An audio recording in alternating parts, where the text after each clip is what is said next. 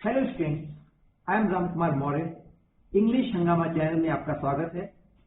Channel को subscribe करना और बेल आइकन को दबाना ना भूलें ताकि नए वीडियोस के नोटिफिकेशन आपको मिलते रहें।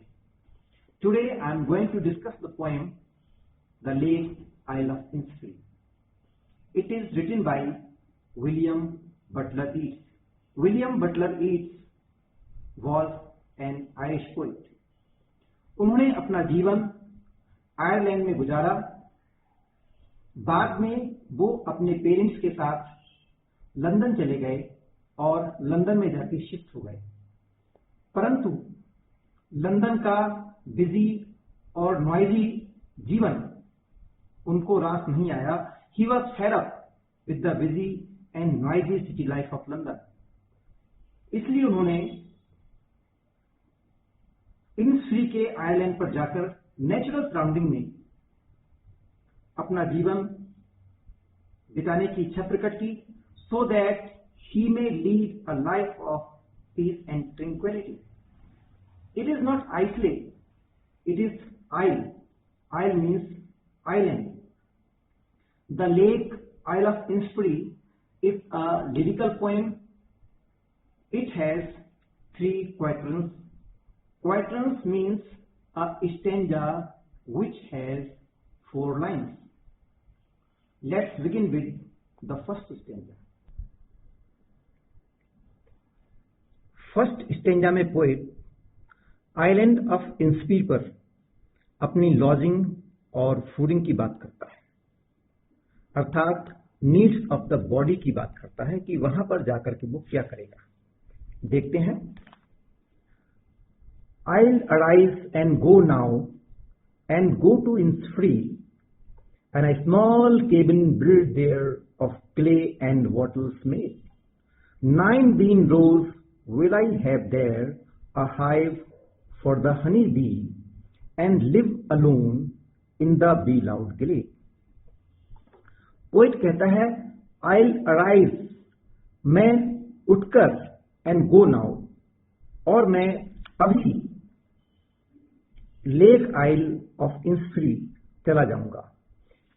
And go to Innisfree and a small cabin build there. Small cabin means a छोटी सी हट, और वहां पर जाकर के मैं एक छोटी सी हट बनाऊंगा जो कि clay and wattles made. Clay means मिट्टी, वाटल्स मीन्स पेड़ की छोटी छोटी शाखाएं, और उस हट के लिए मैं मिट्टी तथा पेड़ की छोटी छोटी शाखाओं के माध्यम से बनाऊंगा। वहां पर खाने पीने के लिए 9 bean rows will I have there। 9 bean rows, beans की 9 rows वहां पर उगाएगा। A hive for the honey bee. Honey bee मधुमक्खी, हाइव मीन्स छत्ता, और वहां मधुमक्खी का छत्ता भी होगा, अर्थात वो अपने खाने पीने के लिए, भोजन की व्यवस्था के लिए बीन्स की 9 रोज को उगाएगा और मधुमक्खियों का शहद खाएगा। And live alone in the bee loud glade. Glade का मतलब होता है खुले में, और वहां पर खुले में मधुमक्खियों की मधुर मधुर आवाज में वह अकेले रहेगा, और इस प्रकार वो इन्निस्फ्री के आइलैंड पर शांतिपूर्वक अपना समय गुजारेगा। Let's begin with stanza number 2। Stanza number 2 में पोइट ने आत्मा की शांति, नीड ऑफ स्पिरिट की बात की है कि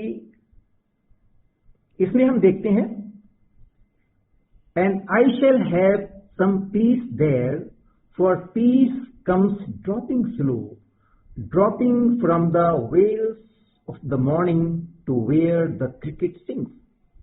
There midnights all a glimmer, and noon a purple glow, and evenings full of linnets wings. And I shall have some peace there. Island of Innisfree पर जब पोइट पहुंचेगा तो वहां उसको पीस, शांति मिलेगी, ट्रिंक्विलिटी का अनुभव करेगा। For peace comes dropping slow, क्योंकि वहां पर शांति धीरे धीरे आती है। Dropping from the veils of the morning, veils of the morning, veils of the morning होगा मीन्स प्रातः काल में जो थोड़ी सी धुंधलाहट होती है, जो बादल से होते हैं, वहां से शांति धीरे धीरे आ रही है। To where the cricket sings, cricket it is a small creature जिसको हिंदी में झींगुर कहते हैं, और वहां झींगुर की आवाज, उसका मधुर संगीत भी वो सुनेगा। There midnight's all a glimmer, glimmer means चमक, और रात में तारों की चमक होगी। And noon a purple glow, और दोपहर के समय में सन पर्पल कलर का चमक रहा होगा। And evenings full of the Lynette wings, Lynette is a kind of small bird, और शाम को वो छोटी छोटी चिड़ियां उड़ रही होंगी, उनके मधुर संगीत को सुनेगा, और इस प्रकार से अपना जीवन उस नेचुरल सराउंडिंग में व्यतीत करेगा। Let's begin with third stanza. Third stanza में फिर से पोइट इनिसफ्री आइलैंड पर जाने के अपने डिटर्मिनेशन को दोहराता है। I'll arise and go now, for always night and day I hear the lake water lapping with low sounds by the shore.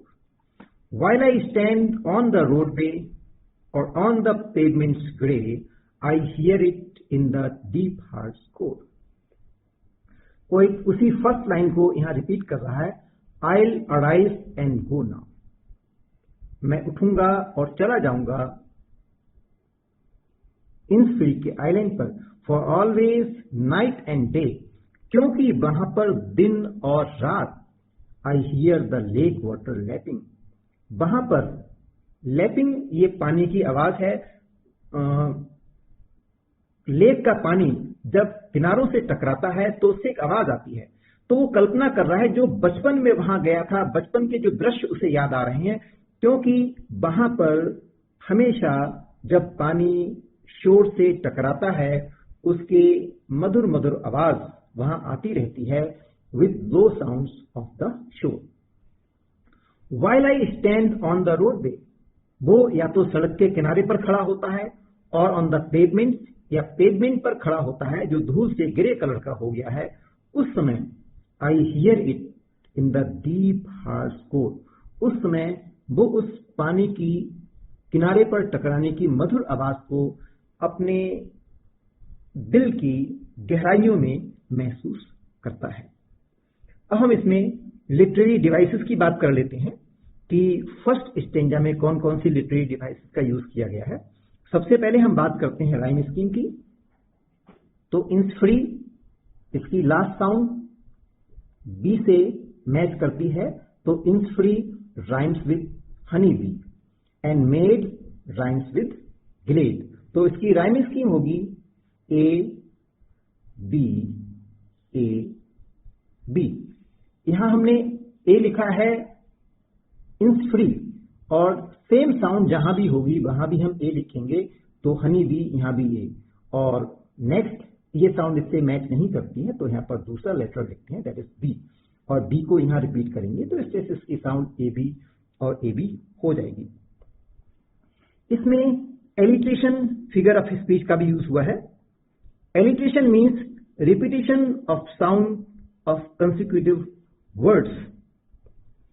हम थर्ड लाइन में देखें हाइव एंड हनी, यहां पर हाइव में एच एंड हनी में H, इन two letters का repetition हुआ है, इसलिए यहां पर एलिट्रेशन फिगर ऑफ स्पीच है, that is alliteration.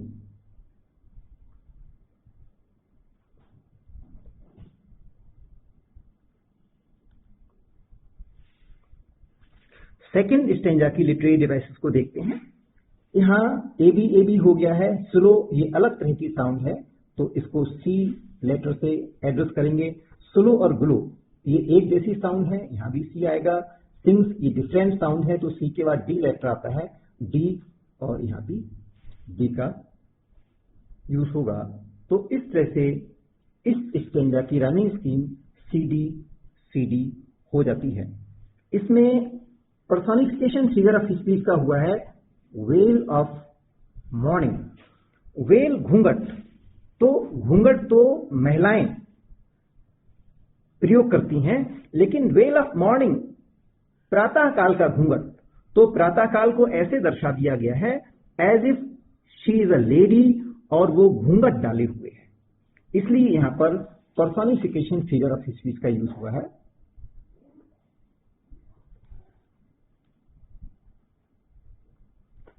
Well of morning, यहां पर मेटाफर का भी यूज किया गया है। वेल ऑफ मॉर्निंग मीन्स प्रातः काल के बादल। Now let us see the literary devices of stanza number 3। Stanza number 3 की हम राइमिंग स्कीम को देखते हैं। डे, इस डे की साउंड यहां कहीं भी नहीं है, तो डी तक हो गया था, फिर ये ई होगा और यहां पर भी ई होगा, यहां एफ आएगा और यहां पर भी एफ आएगा। इसकी rhyming scheme, because day rhymes with grey and sure rhymes with core, that is why the rhyming scheme is E F E F. इसमें भी एलिट्रेशन फिगर ऑफ स्पीच का यूज हुआ है। हम सेकंड में देखें, सेकंड लाइन में late में एल, लो में एल और लैपिंग में एल, इन लेटर्स का रिपीटिशन हुआ है, इसलिए यहां पर भी एलिट्रेशन है। और इसमें एक और फिगर ऑफ स्पीच है,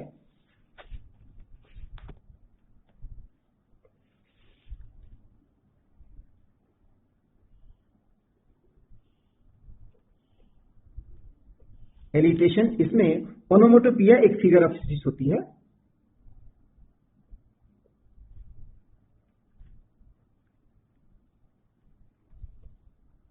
ओनोमोटोपिया वो फिगर ऑफ स्पीच होती है जिनमें हम साउंड की बात करते हैं। तो यहां पर लैपिंग, लैपिंग ये पानी से आने वाली साउंड है, दैट इज वाई यहां पर ओनोमोटोपिया फिगर ऑफ स्पीच का यूज हुआ है। यदि ये पोएम आपको पसंद आई हो तो लाइक करना ना भूलें। Thank you.